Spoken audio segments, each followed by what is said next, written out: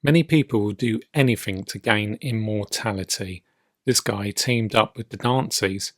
This is the story of Walter Donovan.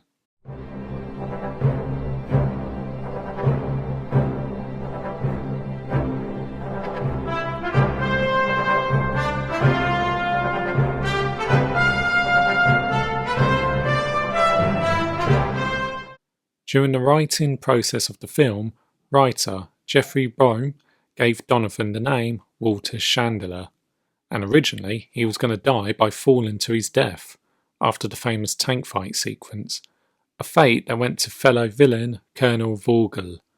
Instead, however, writer Tom Stoppard changed the name and fate of the character, which turned out to be a good thing as Donovan's death is, just like Tote before him, gruesomely iconic.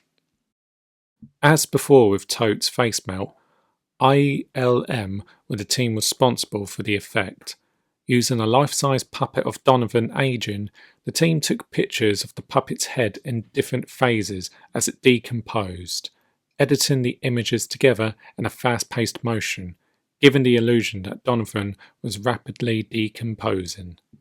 Donovan was played by English actor Julian Glover, who, after being unsuccessful in getting the role of Vogel, was called back to play Donovan's part. Worried that an American audience wouldn't approve of his accent, Glover felt he needed to deliver a realistic American dialect. But despite his best efforts, he still feels unsatisfied with the final results. Personally, I think it's fine how it is, but at the same time, I'm not American, so I can't really judge it. When Donovan is first introduced in the film, he comes across as a respectable industrialist who has a habit of collecting rare artifacts. One of these artifacts he wanted to add to his collection was the Holy Grail, the cup that gives everlasting life to whoever drinks it. After finding the stone tablet that held clues to find the Grail, Donovan hired Holy Grail expert Henry Jones Sr. to research the tablet, pairing him up with historian Elsa Schneider. However, to further his own goal, Donovan and Elsa were affiliated with the Nazi Party, who were also searching for the Grail for Adolf Hitler. Once Jones Sr. found out, he was kidnapped by the Nazis, but not before sending his Grail to his son, Indianajones. Donovan, however, planned to use Jones Sr.'s kidnap as a motivation for Jones Jr. to finish the clues to find the Grail's location. As a result, he also paired him up with Elsa. After finding the location of where the Grail is, Jones and Elsa plan to rescue Henry from the Nazis' headquarters, Castle Brunwald.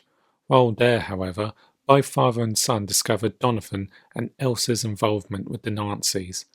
However, most of the pages in the diary were missing, being looked after by Marcus Brody, the curator of the museum that Jones works for.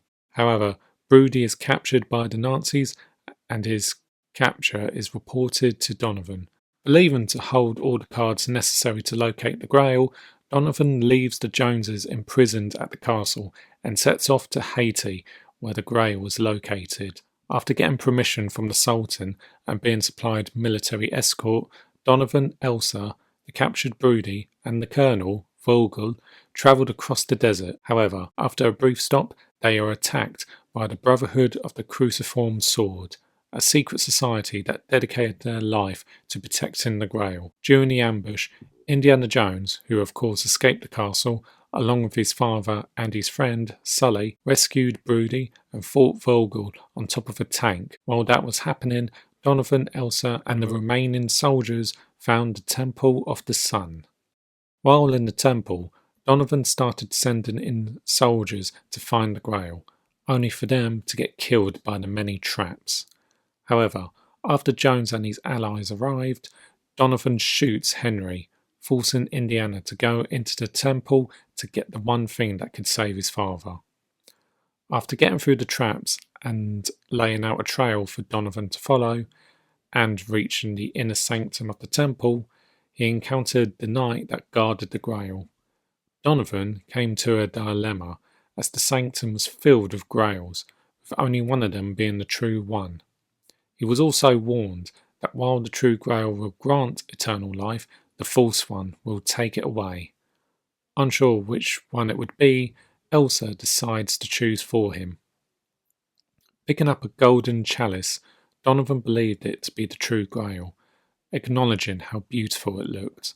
After drinking from it, Donovan believed he was finally immortal, but to his horror, he noticed his skin was wrinkling and his hair was growing at a fast pace. Knowing he had drank from the wrong grail, Donovan started to rapidly age and in his anger started to choke Elsa. However, once he was nothing but a decaying skeleton, Jones saves Elsa by kicking what was left of Donovan against a wall, where he crumbled to dust, leaving nothing but dust and a Nancy pin. When it comes to other forms of media, Donovan gets a bit of an upgrade. In most of the video games based on The Last Crusade, when Donovan drinks from the wrong grail, instead of aging to dust, he turns into some sort of skeleton monster.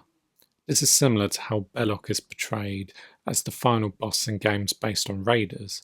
At the end of the day, Donovan represented the very line he said to Jones, "Don't trust anybody," and how one's ambition can lead to their downfall.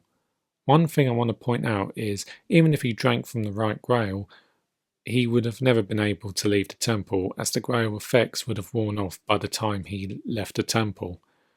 Something that Elsa didn't realise. And speaking of Elsa, let's discuss her in the next video.